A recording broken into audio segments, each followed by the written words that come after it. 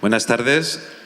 La ponencia que tenemos esta tarde va a ser la última. Va a ser Carlos Castillo, del Centro Tecnológico de Cataluña, Eurecat. Nos va a hablar sobre la Big Data, la crisis de la Big Data, la participación ciudadana y los mapas de crisis.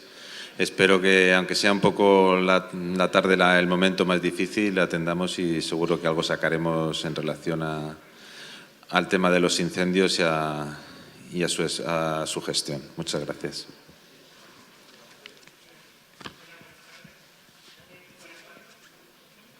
Buenas tardes, ahora sí. Bien, ¿me escucháis? Bien.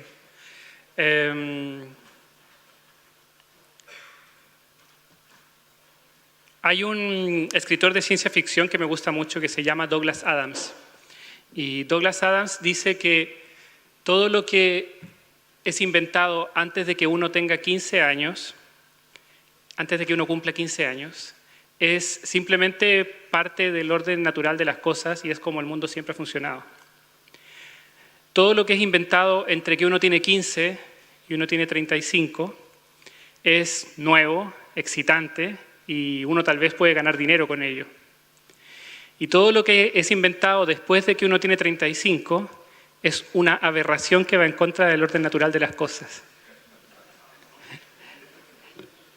Yo no juzgaré edades desde aquí, pero hablaré de medios sociales. Hablaré de medios sociales y crisis y desastres. Enseñaré algunos ejemplos sobre incendios, pero en realidad la charla es más sobre la generalidad de medios sociales y desastres. Esta charla proviene de experiencias que tuvimos la suerte de liderar en un departamento de computación humanitaria o computación de crisis dentro de un centro de investigación que se llama QCRI, que queda en Qatar. Trabajé con gente excelente como Patrick Meyer, Alexandre Oltanu, Mohamed Rimran y varios otros que son colaboradores de este y de otros centros. Y las experiencias de esa colaboración y de eso que os voy a contar están en este libro que se llama Big Crisis Data. Es un libro de este año, ahora del 2016, de julio. Pero como os decía, mi charla es sobre cómo los medios sociales pueden ser una tremenda fuerza durante una crisis, durante una emergencia, durante un desastre. Os voy a mostrar cómo los medios sociales contienen un montón de información y un montón de ruido también, que esto no es nada nuevo para vosotros, es algo que seguramente conocéis muy bien. Y os voy a enseñar algo también sobre los voluntarios digitales o la idea del voluntariado digital, que yo creo que es algo súper interesante, pero también algo súper caótico y de alguna manera aberrante también a veces. Mi primer mensaje es que en general durante una crisis, una emergencia o un desastre, los medios sociales son una fuerza tremenda. Por ejemplo, recordaréis en marzo del 2016 estos ataques en Bruselas, en el metro de Bruselas y en el aeropuerto. Y creo que algo que es muy interesante sobre este evento, que fue los ataques en Bruselas, es lo que la policía le dijo a los ciudadanos durante ese evento. Porque la policía le pidió al público, primero, que usara los medios sociales y no el teléfono. Segundo, que intentara hacer menos streaming de audio y menos streaming de vídeo. Y tercero, que evitara compartir en tiempo real información sobre las acciones policiales que derivaban del ataque. Por supuesto, esto siendo la Internet, la gente hace lo que quiere. En los primeros 8 horas después de los ataques, había un artículo de la Wikipedia con 2.800 palabras. Es bastante detallado. Más de 700 vídeos en YouTube posteados cada hora. Facebook activó esto que ellos llaman Safety Check, que es la posibilidad de indicar que uno está seguro después de un ataque o de un desastre. Es algo que ellos activan cuando hay algún evento mayor. Un post en Reddit con 17.000 comentarios y, por supuesto, un montón de tweets y un montón de fotos. Un montón de información que se produce en torno a este evento. ¿no? A este desastre. Ahora, en general, y esta charla contiene 2 o 3 de este tipo de patrones muy marcados, en general cada vez que hay un evento importante, que sea un desastre o un evento de convergencia masiva, la gente tiene necesidades de comunicación que son más elevadas que lo normal. Y la gente, cuando tiene necesidades de comunicación, va a los lugares que le son familiares. Y la gente, para muchas personas, los medios sociales son una tecnología muy familiar. E Internet, si bien Internet no es a prueba de balas, Internet es bastante resiliente y a menudo es una de las únicas o una de las fuentes de información o de canales de comunicación que permanece abierto después de una emergencia. En general, lo que sucede o la consecuencia de estos factores y el mismo hecho de que los mismos responsables de la gestión de los desastres ocasionalmente o a menudo pueden pedirle al público que se comunique a través de medios sociales, es que hay mayor actividad en medios sociales durante estos eventos. Esto nosotros lo abordamos primero desde digamos, desde la literatura de informática, de comunicaciones y de informática de crisis. Por ejemplo, uno de los primeros papers que se escribió sobre el uso de los medios sociales durante emergencias fue sobre unos incendios en Marsella en el año 2010. Y acá hay un ejemplo. Hay fuego, hay una persona que está, digamos, reportando que puede ver el fuego. Luego, otros eventos que se han analizado en la literatura, inundaciones, más inundaciones, un tornado, y el último que es muy interesante y muy terrible también, que es una de las primeras informaciones que hubo de los ataques en Noruega en el año 2011, que fue efectivamente un tuit. Alguien que dice, mira, mi hermana pequeña está allí, llamó a casa y algo está sucediendo en esa isla. Ahora, hay varios problemas y varias razones por las cuales esta charla tiene lugar y por las cuales medios sociales no son algo que sea completamente natural para la gestión de desastres. El principal problema es simplemente un problema de escala, de tamaño. Aquí, si podéis ver, el eje X es un eje logarítmico y se está medido en tweets por segundo. 1, 10, 100, 1000, 10.000, 100.000 y 1.000.000. Y estas barras representan niveles de actividad en Twitter durante esos desastres, por ejemplo, o durante esos eventos. Las que están en color más oscuro son desastres. Por ejemplo, el huracán Sandy en el 2012, las bombas en Boston en el 2013 y uno de los terremotos grandes de Japón del 2011. Pero por supuesto los desastres no son lo que más le interesa a Internet, son algo muy interesante, pero no es lo que más le interesa. Por ejemplo, la final de la Copa del Mundo del 2014, el nivel de actividad llega a 10.000, del orden de 10.000 mensajes por segundo y otros eventos tienen aún más.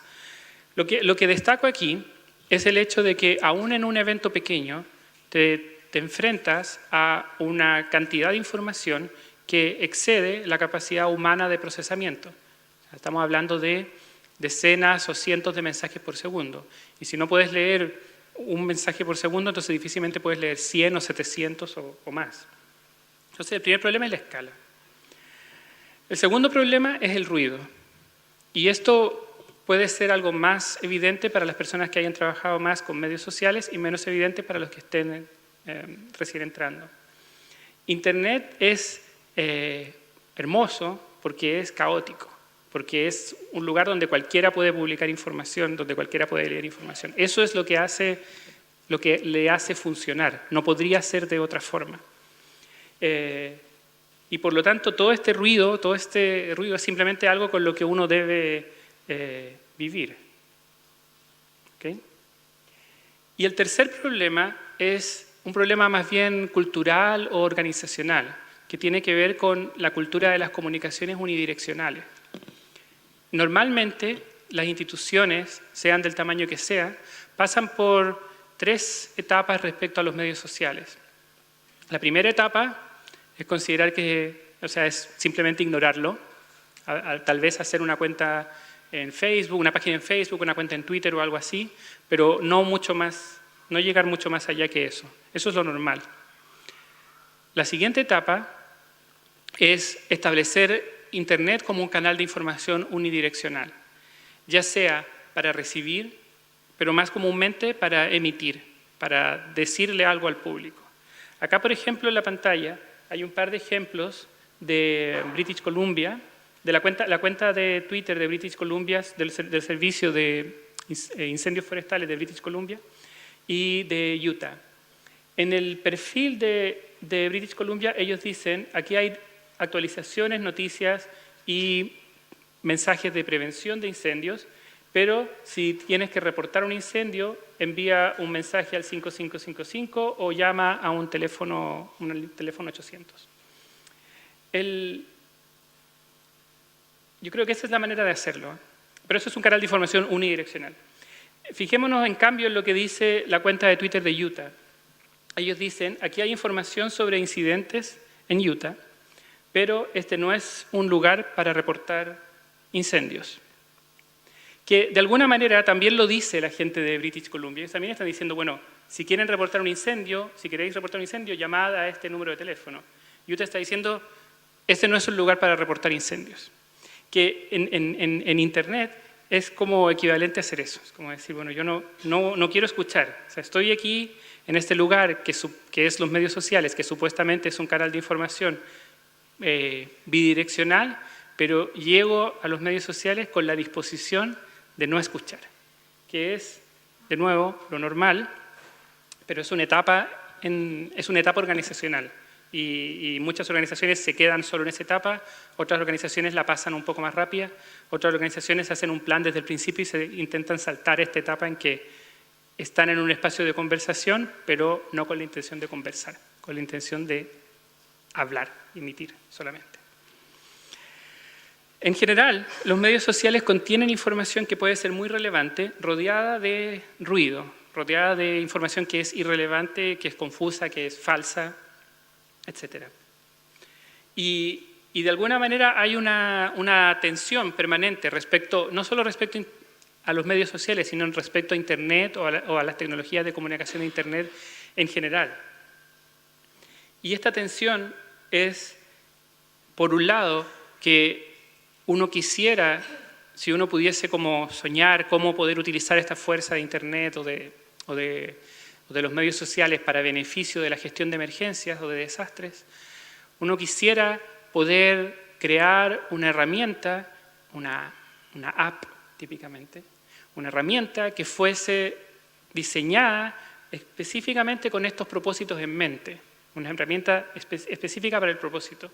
Eso sería ideal, pero es un ideal que es muy difícil de realizar en Internet, porque en Internet la gente va a los canales de comunicación que les son familiares y uno desde una organización o desde el trabajo que realiza tiene como un poco la obligación de ir a encontrar al público en el lugar donde el público está. Entonces siempre hay esta tensión en que por un lado la gente va hacia los servicios de información que les son familiares y si están habituados a WhatsApp será WhatsApp y si están habituados a Facebook será Facebook y por otra parte esta idea de que la gente reutiliza estos servicios que no están hechos para ese propósito para utilizarlos de alguna manera en gestión de emergencia. Por ejemplo, uno encuentra gente que toma un Google Doc o una planilla de cálculo de Google y la utiliza para una lista de desaparecidos, por ejemplo, gente que no se encuentra, gente extraviada. O toma una página de Facebook, que Facebook es un poco un medio bastante más informal, pero la utiliza para poner fotos de áreas que han sido afectadas por un incendio, por un desastre. De alguna manera no son el propósito de estas herramientas, pero la gente utiliza la herramienta porque le es familiar.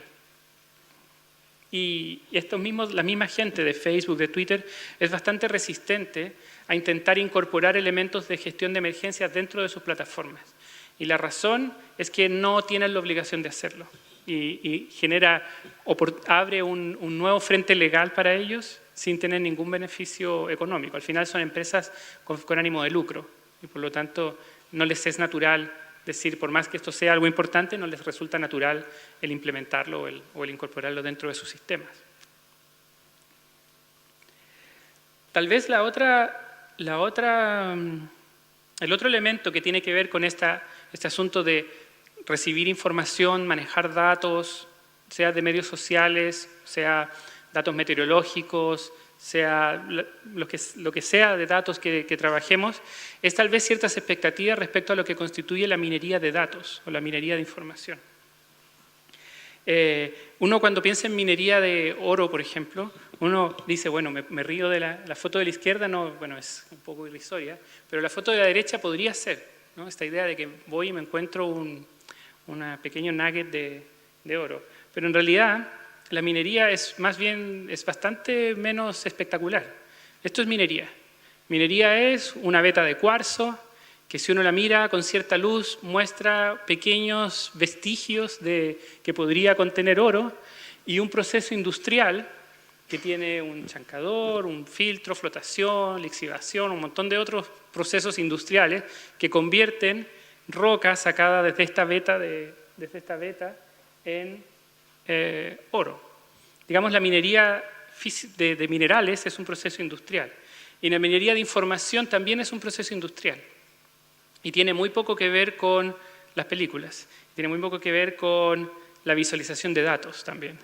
Tiene mucho más que ver con ciertas formas de expresar necesidades de información o transformaciones de información en un cierto lenguaje que puede ser completamente ajeno, pero que se puede aprender. Digamos, estas cosas son mucho menos espectaculares de lo que parecen en la realidad. Y, por ejemplo, acá hay un poco de código Python, me imagino, y hay un mapa en la derecha que es un mapa de crisis de Libia. Y esto es un poco minería de datos. No es tan espectacular, pero es lo que es. Y es fundamentalmente, y esto también quiero insistir, es un proceso industrial. O sea, es algo que no se puede, que es muy difícil hacer de manera artesanal y es muy difícil de hacer sin los conocimientos apropiados. Ahora, en general, en gestión de grandes datos, no solo de medios sociales, sino en general en gestión de datos de crisis, el mensaje más evidente es que no es algo que valga la pena intentar hacer de manera manual. Lo que uno espera de una organización que tiene datos y que tiene algún problema, lo que uno espera como persona que trabaja en minería de datos, es de alguna manera un conjunto de herramientas que constituyen un sistema a la larga, un sistema de gestión de información. Normalmente no es un gran sistema, a pesar de que tal vez algunos de vosotros estáis acostumbrados a trabajar tal vez con una plataforma única que centraliza la información, al menos localmente. Más normalmente los sistemas de gestión de Big Data o de grandes datos son sistemas descentralizados que utilizan herramientas que tienen distintos propósitos. De alguna manera el sistema, esta idea del sistema, tener un gran sistema que gestione datos, trae bastante comodidad, pero cuesta un montón en términos de flexibilidad. Ahora os quiero mostrar un poco de algo de trabajo que hicimos respecto a gestión de medios sociales durante desastres en el mundo. El reflejo de una persona que hace minería de datos es tratar de clasificar y agrupar y filtrar cosas. Eso es lo normal. Si pensamos en el tipo de actividades que la gente tiene en medios sociales, en este caso en Twitter, durante un desastre, uno puede intentar desagregar un poco estos mensajes que la gente publica y pensar en distintas formas de clasificar esto. Por ejemplo, uno puede decir, bueno, me interesa el tipo de mensaje que la gente escribe, si son cosas como mensajes de alerta o si me están hablando sobre gente que está herida o que ha muerto, si me están hablando de donaciones, ¿de qué está hablando la gente en Internet? Y el otro eje, también súper importante, es ¿quién lo dice? Es una organización no gubernamental, es un gobierno, o sea, es parte de la administración pública, son los medios. ¿Quién es? ¿Quién es el que dice y qué es lo que está diciendo? Uno de los resultados que nosotros obtuvimos es hacer un estudio en Twitter de 26 desastres. Uno de esos ocurrió en España. ¿Sabéis cuál? ¿Sí? el último, claro. Esto es algo que ocurrió aquí en España. 26 desastres de todo tipo, de distinta tipología, como el descarrilamiento de un tren, incendios, inundaciones, huracanes, tifones, etc. Acá, cada una de estas barras representa un desastre en algún lugar del mundo. Y son desastres de distinto tipo. Como dije, incendios, terremotos, huracanes, descarrilamientos, etc. Y cada segmento dentro de estas barras representa, cada color representa un tipo de mensaje. Y lo que uno observa, y esto la gente que sabe de desastres lo conoce, es que los desastres tienen elementos en común. Y digamos, las comunicaciones en Internet también las tienen. Y la gente habla de los mismos temas. Pero la intensidad o el tiempo o la cantidad de mensajes que dedica a distintas cosas es completamente diferente, dependiendo del tipo de desastre. Por ejemplo, en este caso, la parte roja de la barra son mensajes de precaución y alarma. La parte amarilla son sobre individuos afectados. La parte azul, daños de infraestructura. Esta parte lila es sobre mensajes de simpatía y apoyo, que también ocurren en medios sociales. También la gente habla mucho de, bueno, mis pensamientos y mis plegarias están con la gente que ha sido afectada. Y luego una parte de mensajes de otro tipo de información útil. También hay una cierta relación bastante interesante entre quién dice algo y qué es lo que dice. Por ejemplo, típicamente los medios tradicionales, las noticias, etcétera, se centran en hablar sobre individuos, en hablar sobre personas, sobre quién, qué famoso ha sido afectado por qué famoso, qué propiedad de una persona famosa, etcétera, ha sido afectada, y en emitir algún otro tipo de información útil. Mientras que la gente que está lejos de un desastre, esta parte que se denomina acá gente que es externa a un desastre, tiende más a tratar de enviar información útil y a enviar mensajes de simpatía, de apoyo emocional a las personas que están afectadas. La gente que es testigo directo de un desastre tiende a hablar también sobre personas, tiende a hablar sobre información útil, etc. Y las administraciones públicas tienden a emitir sobre todo mensajes de precaución y alarma, más que hablar sobre individuos, donaciones o infraestructura. Los medios tradicionales también se centran bastante en la discusión sobre infraestructura afectada. Las organizaciones no gubernamentales naturalmente hablan de donaciones, de voluntariado, y las organizaciones con ánimo de lucro durante emergencias, las que tienen buena gente en relaciones públicas, se comportan un poco como ONGs también. También, y esto lo podéis observar la próxima vez que contempléis medios sociales durante alguna crisis, también hay una cierta progresión natural, y esto nosotros lo observamos en distintos lugares del mundo, en distintas crisis, distintos momentos, distintos tipos. Y es, de alguna manera, un proceso que imita al ciclo de vida de un desastre, pero en un tiempo acelerado, en un tiempo de Internet. El primer día, o los primeros mensajes que uno ve en Internet cuando hay un desastre, son mensajes de precaución, de alarma, y alrededor de las 12 horas después de que ocurrió el evento, empiezan a llegar, o es el pic de los mensajes de simpatía, de apoyo emocional, de plegarias, de lo que sea. Luego, al siguiente día, es el día en que Internet cuenta el costo de las cosas. Es el día en que Internet habla de los individuos que han sido afectados primariamente, y luego, un poco después, de infraestructura y de daño básicamente a infraestructura y a servicios y utilities, ¿no?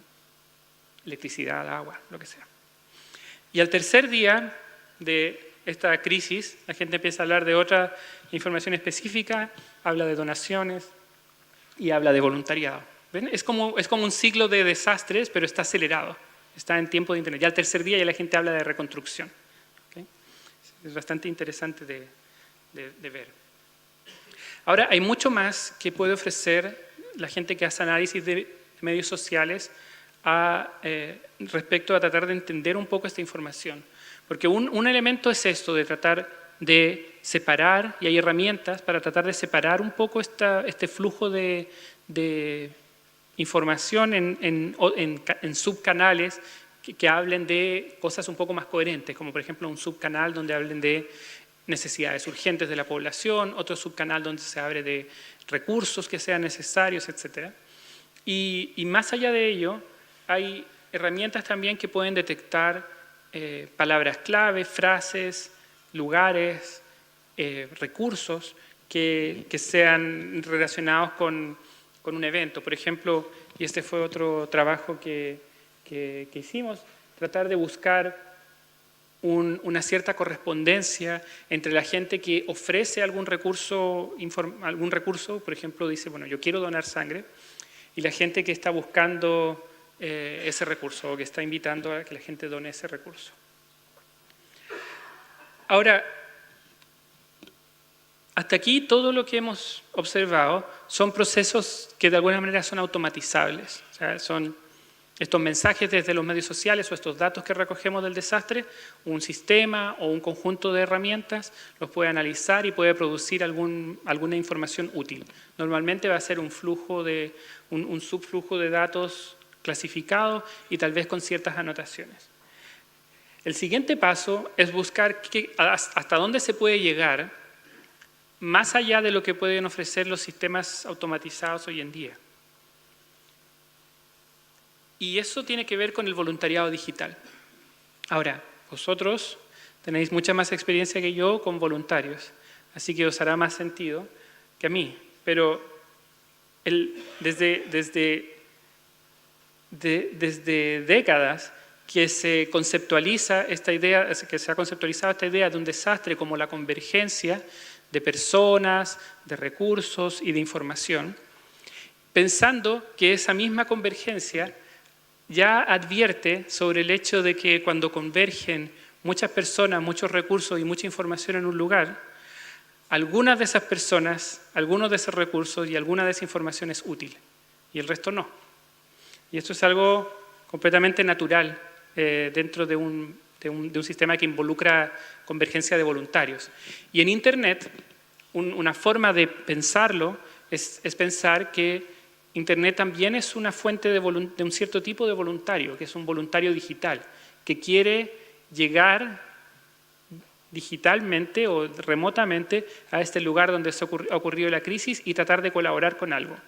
Y tal como los voluntarios tradicionales, los voluntarios digitales también pueden ser útiles o no. ¿Okay? Ahora, digamos, la persona que está gestionando el desastre es la persona que tiene de alguna manera la responsabilidad de tratar de que haya mucho de lo útil y muy poco de lo que no sea útil.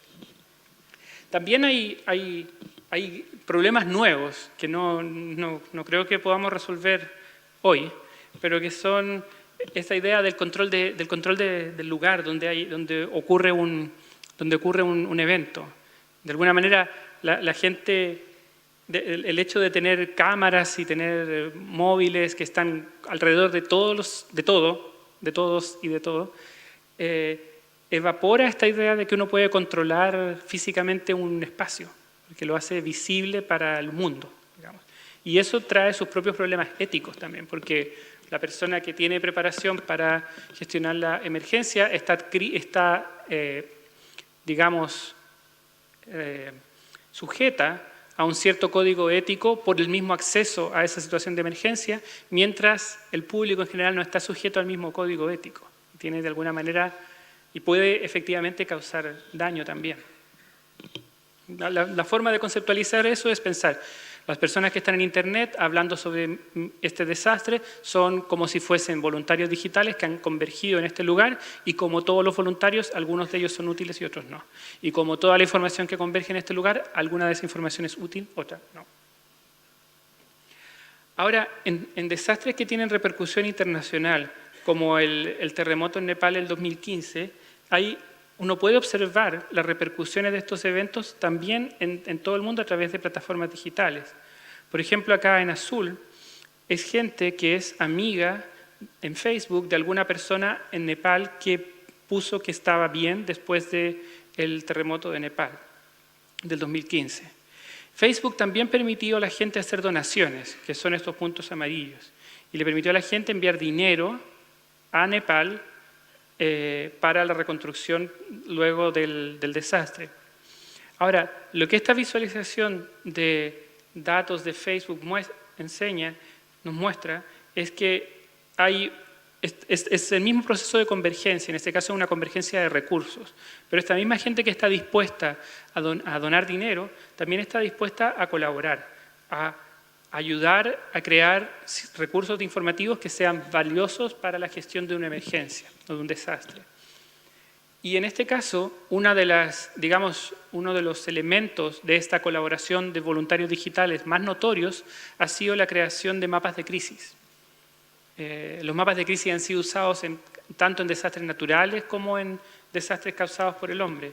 Y tal vez uno de los primeros ejemplos fue, el de la derecha es de Siria, pero el de la izquierda, uno de los primeros ejemplos fue esto que ocurrió en el año 2012, que fue que un grupo de voluntarios comenzó a hacer un mapa de lo que estaba ocurriendo en Libia, y en algún momento Naciones Unidas dijo, a través de sus medios sociales, podéis ver, aquí hay un mapa de la crisis que está ocurriendo en Libia. Y puso un enlace a este mapa que era un mapa completamente creado por voluntarios. De alguna manera, este esfuerzo voluntario se convirtió en una fuente semioficial de datos. Es como cuando Wikipedia alcanzó cierta madurez. Tal vez los que vieron cómo fue surgiendo Wikipedia, recordaréis cómo el standing de Wikipedia como recurso educacional e informativo es muy diferente hoy que lo que era 10 años atrás. 10 años atrás habían escuelas que prohibían a los alumnos usar Wikipedia. Todavía las hay. Pero en este caso de los mapas comunitarios está la idea de que estos mapas pueden convertirse también en fuentes oficiales y lo han sido. En torno a estos mapas creados por estos voluntarios digitales, hay una serie de comunidades de voluntarios tecnológicos que realizan distintas tareas que son útiles para la gestión de un desastre. El más conocido de estos, tal vez, entre esta comunidad es, por ejemplo, la gente de OpenStreetMap. OpenStreetMap es la competencia de Google Maps, pero es una competencia abierta, es como la Wikipedia de los mapas. Y ellos tienen un equipo humanitario que lo que hace es realizar mapas, hacer tracing de mapas satelitales en demanda. O sea, uno les puede decir, por ejemplo, cuando ocurrió el terremoto en Nepal, el mapa que había de Katmandú no era muy completo, pero en pocas horas, la gente usando fotos satelitales, cientos de voluntarios, pueden realizar un mapa muy detallado de un lugar en base a una petición de un organismo oficial, en este caso de Naciones Unidas o de alguna otra organización de ese tipo.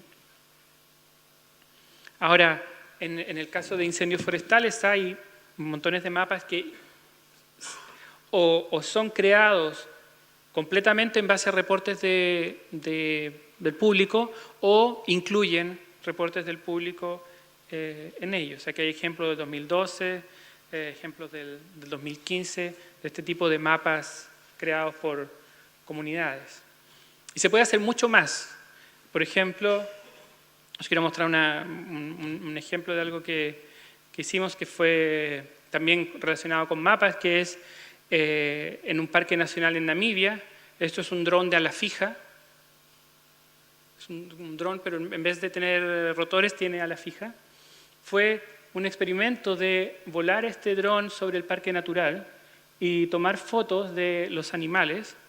Y luego, dado que esto no es una situación de emergencia o de desastre en que los voluntarios lleguen, ir a buscar voluntarios que estuviesen interesados en vida salvaje, en este caso, y pedirles que dibujaran en una aplicación para móvil o para el iPad, que dibujasen estos contornos en torno a animales.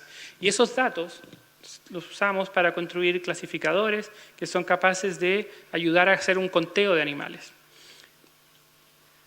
El propósito de este tipo de ejercicio entre digamos, lo físico y lo digital, es demostrar que hay ciertas cosas que un ordenador no puede hacer, porque los sistemas actuales, a esta tarea de identificar que ese es un animal y no un arbusto, sin una cantidad de dinero y de recursos invertidos en crear un buen conjunto de entrenamiento, está lejos del alcance de un sistema informático, digamos, hecho a la escala nuestra. Pero una vez que uno incorpora la presencia de voluntarios digitales o de gente que pueda colaborar, el problema se convierte en algo muchísimo más simple de atacar. Ahora, en general, esta idea de realizar mapas que sean hechos de manera automatizada, semiautomatizada, manual, con contribuciones del público, hoy en día es prácticamente algo natural. Tal vez no sea natural para nosotros aquí, pero es algo bastante extendido. Por ejemplo, el mapa de la izquierda acá es un mapa de Alemania en 3 días diferentes durante un periodo de inundaciones.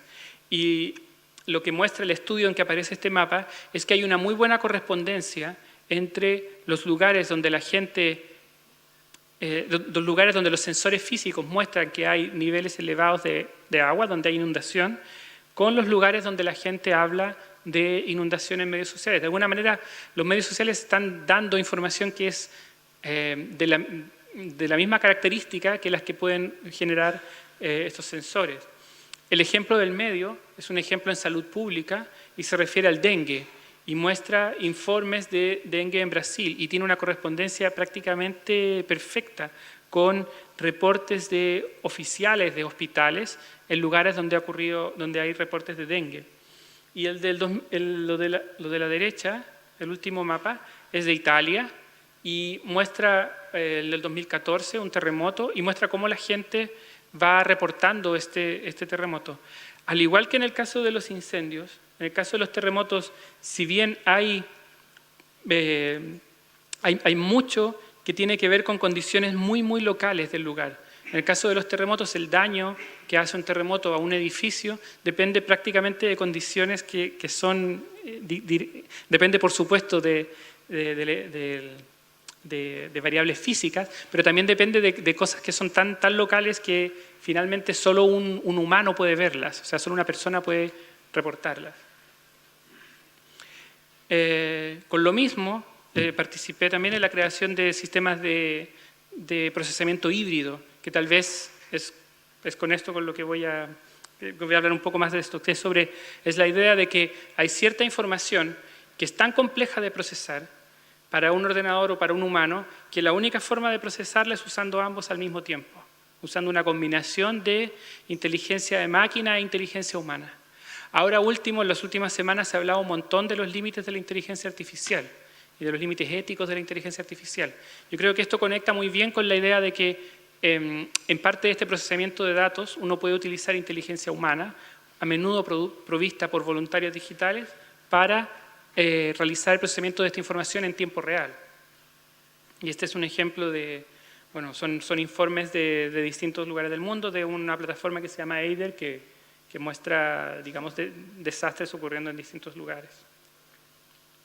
Ahora, otro elemento que yo creo que es importante, ahora que, digamos, en los próximos años iréis incorporando medios sociales dentro de vuestra actividad, si es que no lo habéis hecho ya, es esta idea de cómo gestionar la información sobre la cual no estáis 100% seguros. Quizás algunas organizaciones más que otras hayáis encontrado una manera de manejar, de gestionar la información que sea más acorde a cómo las personas gestionan información hoy. ¿Okay? Piensa en lo siguiente. ¿Qué pasa cuando buscas una receta de cocina en Internet? Piensa cómo es ese proceso. Yo busco una receta de cocina en Internet y quiero saber si son 5 minutos, 7 o 12 de cocción o 40.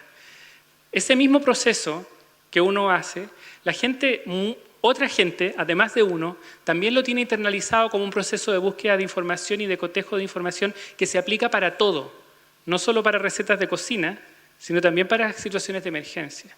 Como dije, la gente en situaciones de emergencia, el público, va a las fuentes de información que le son familiares y aplica las mismas heurísticas que utiliza en tiempos normales.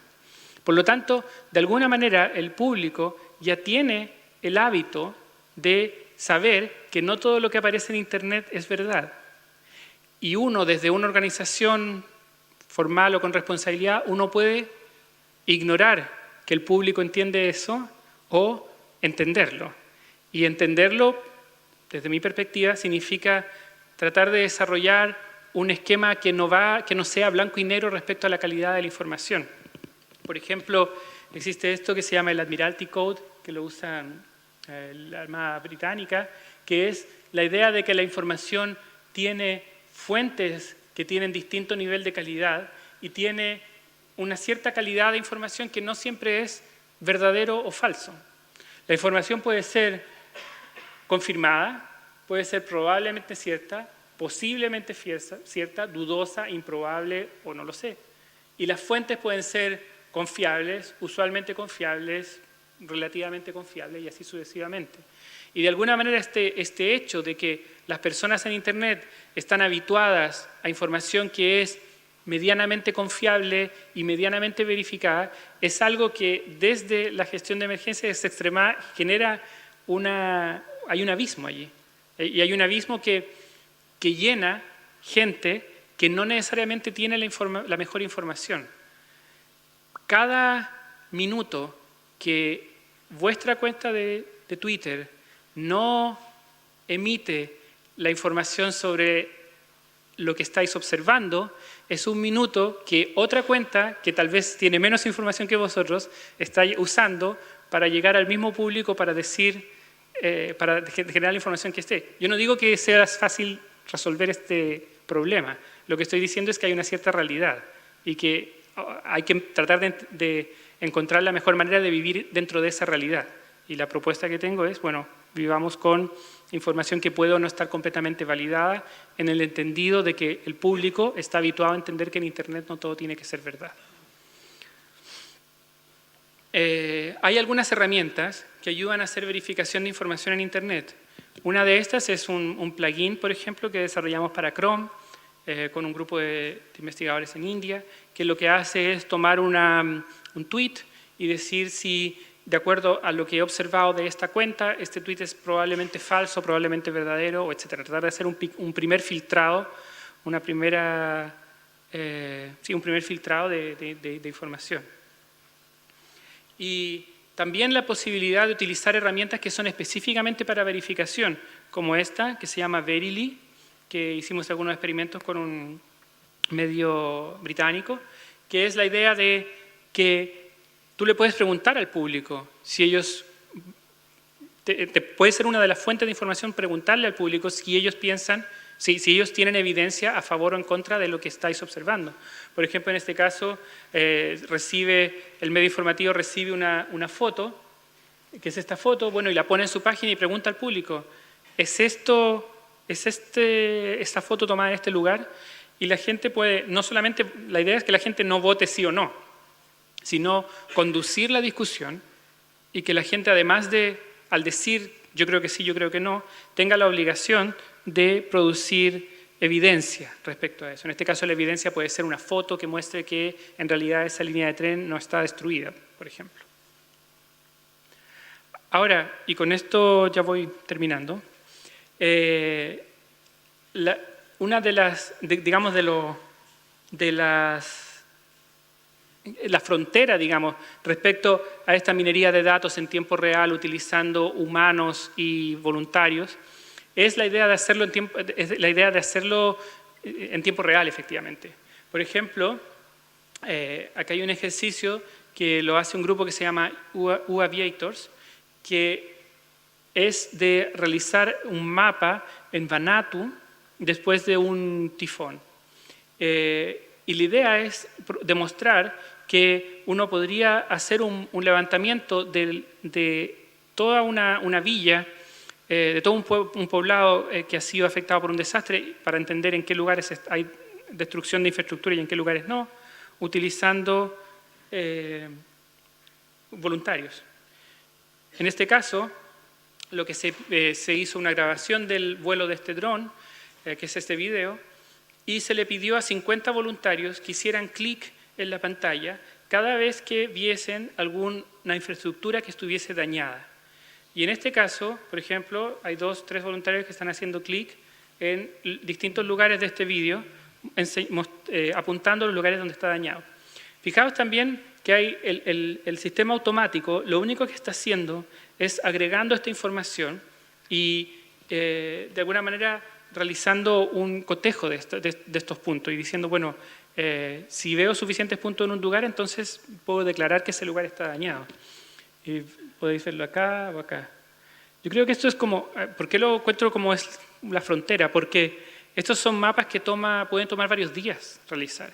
Y al hacer esta minería de datos, utilizando inteligencia de máquina e inteligencia humana en tiempo real, uno puede reducir eso, no sé, de 15 días a 15 minutos.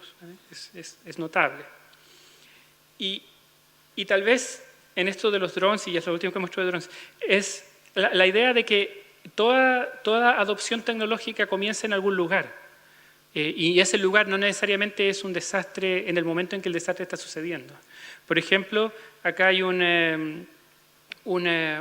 este es un vídeo que podéis ver después, voy a colgar el material de la charla, pero es un vídeo de un ejercicio de extinción, de un ejercicio sobre incendios forestales, en que se usa un dron para monitorear el ejercicio y para poder hacer de alguna manera un análisis más visual, más detallado, más evidente de cómo se condujo este ejercicio, cuáles fueron las debilidades, cuáles fueron las fortalezas y así sucesivamente. Pero el punto es que toda tecnología comienza en algún lugar, la adopción tecnológica comienza en algún lugar. En este lugar comienza, por ejemplo, adoptándolo durante un ejercicio, en otro lugar puede comenzar en otro lugar. El punto es que es un proceso, no es algo como blanco o negro. Finalmente, los medios sociales son una tremenda fuerza y es un poco como la energía eólica, la energía del viento, ¿vale? Uno no puede controlar cuándo va a soplar el viento y cuándo no, pero uno lo que puede hacer es tratar de extraer esa información o esa energía cuando ocurre.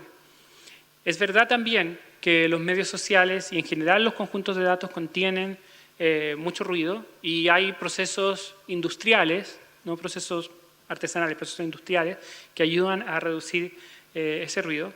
Y la idea también, que es lo que os mostré en la última parte de la charla, de que hay voluntarios digitales que pueden ayudar y que lo único que uno debe hacer es permitírselos y conducir a ese voluntario a un lugar digital en que ese voluntario pueda ser útil, ¿vale? Es exactamente lo mismo que con un voluntario físico. Y eso es todo. Y tomaré preguntas, por supuesto. Gracias.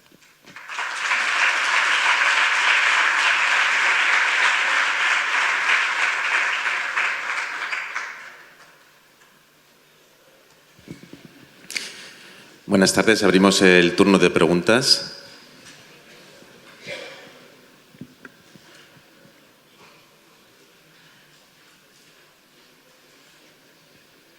Nadie tiene ninguna pregunta. Muy bien.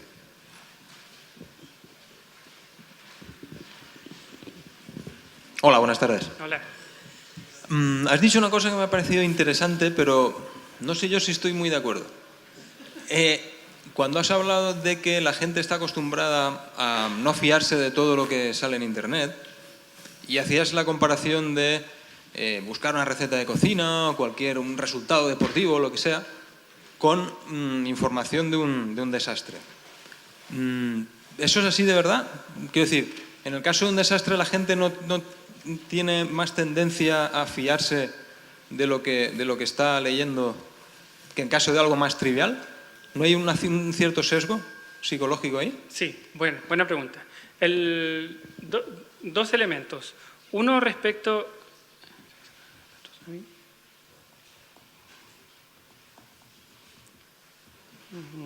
Vale, el elemento que tengo más cercano.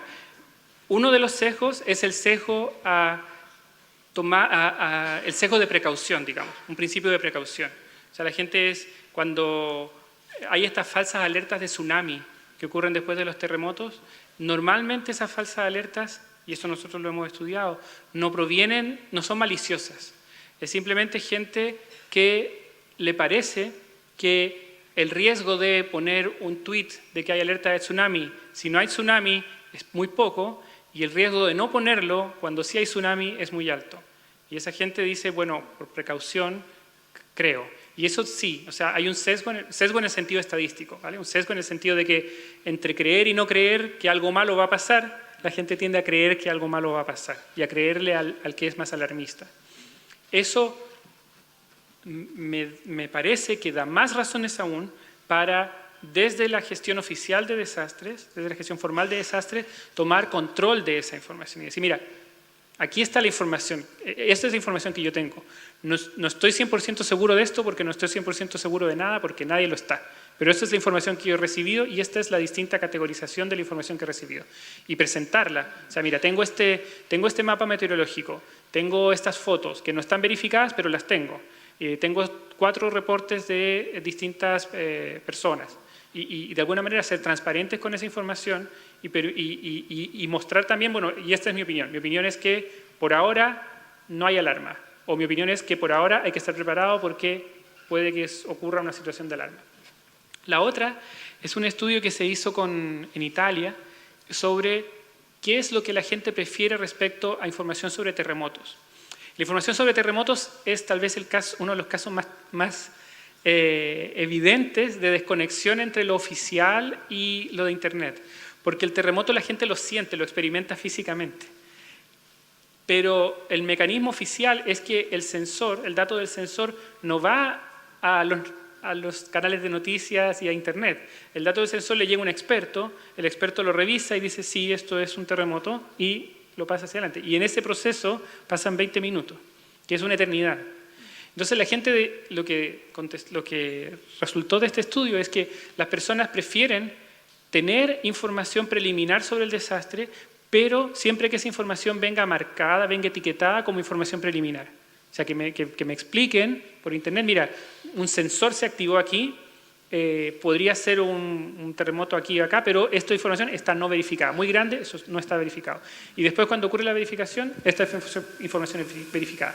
Versus no recibir nada hasta que esté verificado. Yo creo que hay unos momentos intermedios, eso tal vez es lo que quiero decir, que hay como unas situaciones intermedias en que la información no está 100% verificada, pero estás 90% seguro y no sabes si lanzarlo o no. Y yo creo que en ese momento lo que hay que decir es, bueno, esto es Internet, y en Internet hay ciertos hábitos de verificación de información y hay de alguna manera cierta forma de conversar. Y en esta forma de conversar yo voy a escribir, sí, me parece que sí, pero todavía está por verificarse. O atentos que en poco momento voy a comprobar o retirar la alarma. Yo creo que va por ahí. Sí, tal vez exageré un poco. Gracias. Muchas gracias. A ti. ¿Alguna pregunta más? Sí, Carlos. Con esto estabas diciendo de que a través de los estudios habéis comprobado que la gente está preparada para que le digas desde un organismo oficial, ya sea un gobierno nacional o regional, que tiene una información pero que no la ha podido verificar aún o que no está contrastada, pero que se la puedas decir, porque normalmente lo que pasa es que hasta que los organismos oficiales no están seguros de aquello no publican nada. ¿Con vuestros estudios habéis demostrado lo contrario, de que la población prefiere que le digas tengo esta información aunque no estoy seguro de ella? Hay 2 elementos que hemos encontrado. Una es lo que mencionaba de este estudio en Italia, que no hicimos nosotros, un estudio hecho por otro equipo de investigadores, que es el que mencionaba de que la gente prefería tener información no verificada. Por nuestra parte, lo que hemos observado es que no decir nada no decir nada no significa que no se diga nada. Y habrá otro que llenará ese vacío. Es más bien, si ya hay información semi-verificada, esa información ya está circulando. Eso, uno no lo puede controlar, uno no puede decir, no puede decirle a Twitter, mira, no dejes que nadie hable sobre este incendio hasta que yo diga que hay incendio. Uno no puede hacer eso. La gente va a hablar del incendio y va a hablar de dónde cree que ha llegado, de dónde no cree que ha llegado, y va a ser mucho más imprecisa que lo que podría ser el que tiene más información, aunque no la tenga perfecta, y que diga, bueno, tengo reportes de incendios aquí y allá por verificar. Y que uno de alguna manera acostumbre al público a hacer eso.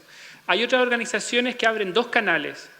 Tienen como una cuenta que es como para la información oficial y otra cuenta que llaman cuenta informativa o de alertas preliminares. Y de alguna manera separan visualmente muy bien lo que son alertas preliminares o información preliminar de alertas verificadas e información verificada. Y de alguna manera acostumbran al público a entender que hay estos 2 canales de información. También porque este es un ecosistema de información. Hay periodistas, hay gente que filtra información desde las mismas organizaciones. Uno no puede... Mi punto es que uno no puede realmente...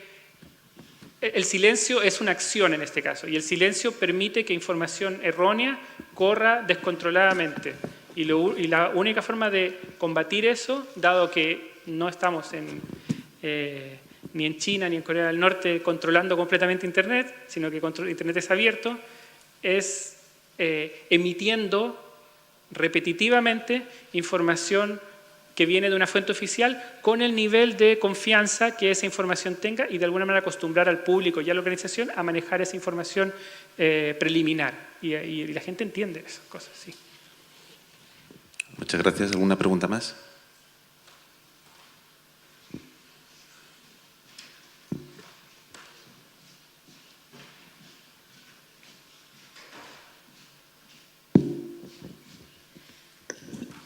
Hola, buenas tardes. Hola. Mira, yo no sé si es una pregunta, es una reflexión o es una experiencia, pero yo creo que a lo mejor es en España que nos pasa por nuestro carácter, pero aquí tenemos un problema sobre todo con la gestión de la información, y es que si digo mal y si no digo peor. Eso por un lado. Luego yo creo que, y entended esto que sin buscar culpables ni nada, pero la gente que está en cargos de responsabilidad muchas veces, o eso parece, que actúa más pensando en las repercusiones legales que pueda tener lo que voy a decir. O sea, si yo, por ejemplo, digo, aquí hay un incendio y genero una alarma social y genero un problema, me van a pedir responsabilidades.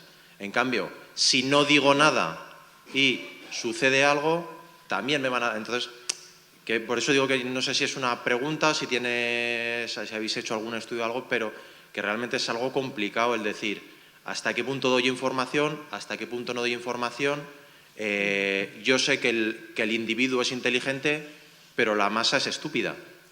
Entonces, yo te digo a ti que tienes unos conocimientos, que aquí hay un incendio, aquí hay una emergencia, ten esta precaución, pero ya cuando yo hablo o cuando esa información pasa por la cuarta persona, yo he visto que han volcado 3 camiones, que no sé, se va generando esta bola de... Entonces, por eso a mí el tema de las redes sociales y el tema de la información por Internet creo que es algo muy difícil de controlar, pero que es algo muy difícil de controlar en el sentido de que en el momento... O sea, un organismo oficial hace una comunicación y automáticamente se le hace responsable de esa comunicación, pero yo, individuo, desde mi casa, doy una información y nadie me hace responsable de esa información.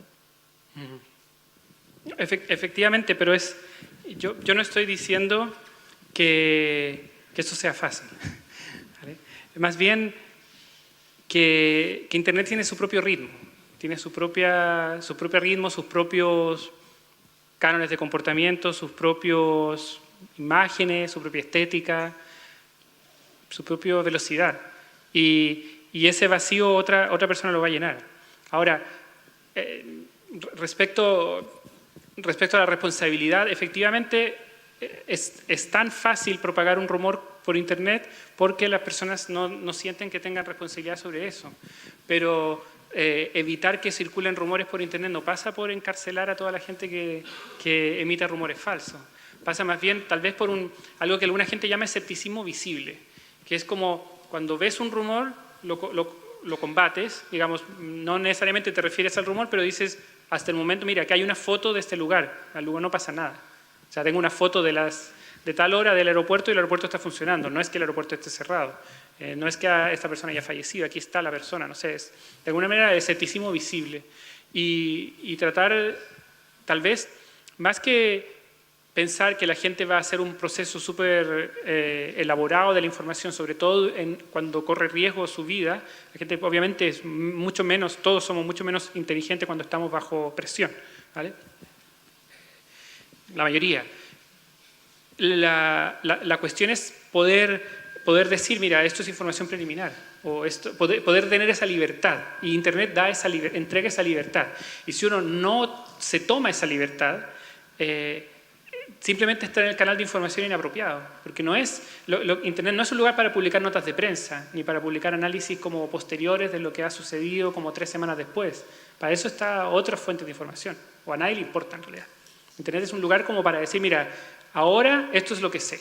Y también es una cosa de transparencia también, ¿eh? Yo creo que tal vez uno podría pensarlo, darle la vuelta y pensarlo desde una perspectiva ética. Es decir, bueno, si yo tengo un 85% de certeza de que esto está sucediendo y tengo esta evidencia de que podría estar sucediendo y la guardo, no se la muestro, no se la enseño a nadie, ¿qué estoy haciendo realmente? Y si la expongo y digo muy claramente, esto no está verificado, no sé si es verdad o no, pero es lo que tengo yo.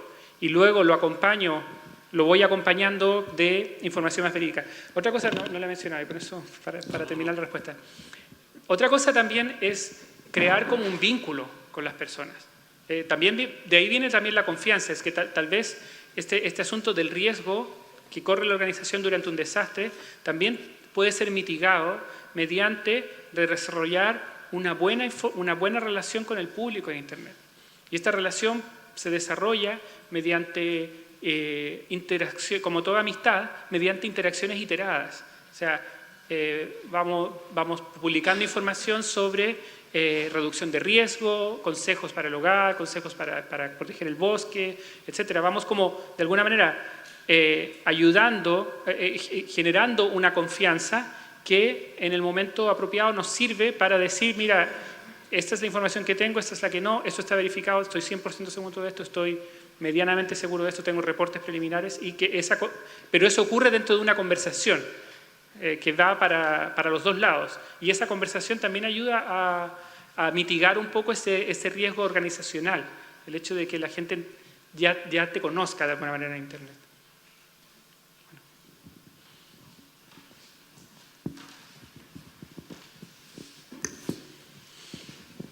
Mira, estaba pensando que lo estás planteando desde el punto de vista de cómo ante una crisis las redes, las personas, ¿no?, que en un momento están conectadas a través de todas las redes, pueden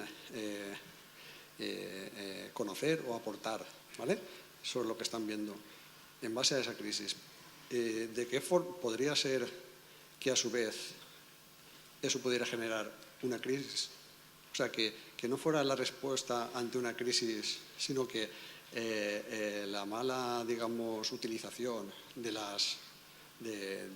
esas herramientas de forma incluso malintencionada podría ser. O sea, se pudiera llegar a generar una crisis. ¿De qué forma se podría...?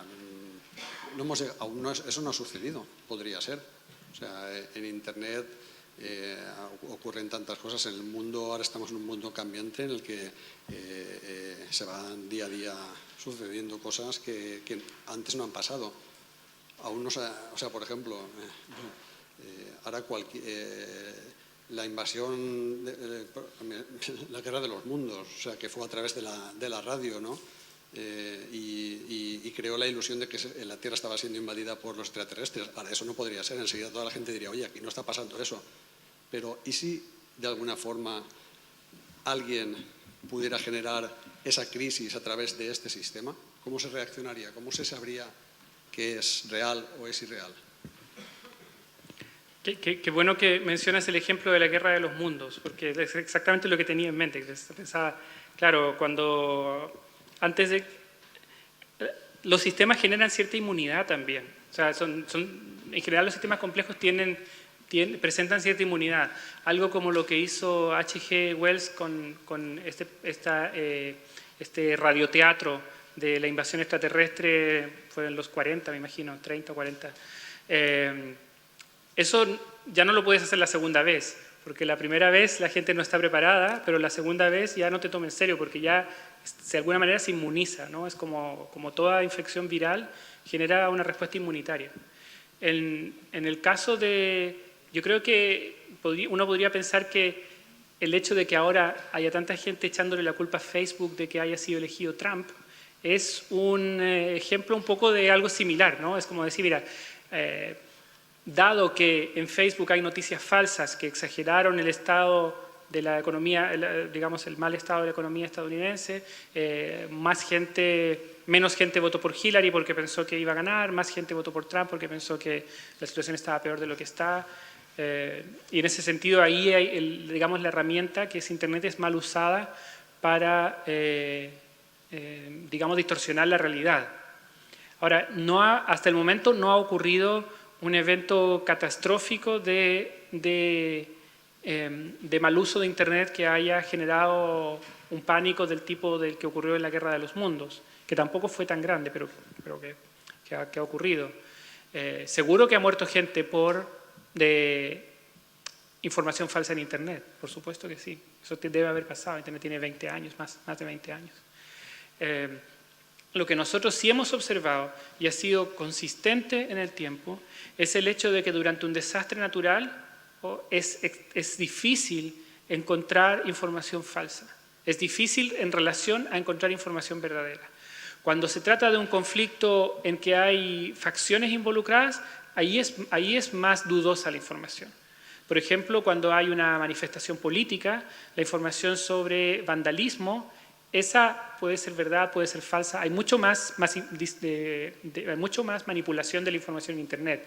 Cuando hay una guerra, cuando hay un conflicto armado, cuando hay partidos políticos en pugna. En general, el conflicto humano genera una respuesta que incluye mucha más falsedad que los desastres naturales. En los desastres naturales es más difícil encontrar información falsa. Es más común que cuando encuentras información falsa, es falsa pero bien intencionada. Es alguien que piensa que escuchó algo y le pareció que era alarmante y lo está alarmando, pero no por maldad, es porque le parece que es menos riesgoso. Entonces yo diría que yo separaría tal vez esos dos mundos, porque son muy diferentes. En el tema de desastres causados por el hombre, en situaciones de conflicto, allí uno debería ser mucho más cuidadoso con Internet, porque es mucho más común que la gente a propósito la manipule. En los casos de desastres naturales también ocurre, pero mucho menos. Es más común encontrar información verdadera.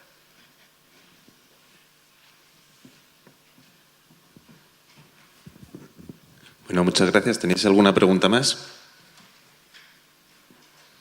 Bueno, Carlos, muchas gracias. Yo creo que el primer mal uso documentado de las redes sociales fue la de Pedro y el lobo, ¿no? Cuando decía que viene el lobo, que viene el lobo. Bueno, buenas tardes. Mañana nos vemos todos aquí a las 9. Muy amables. Adiós.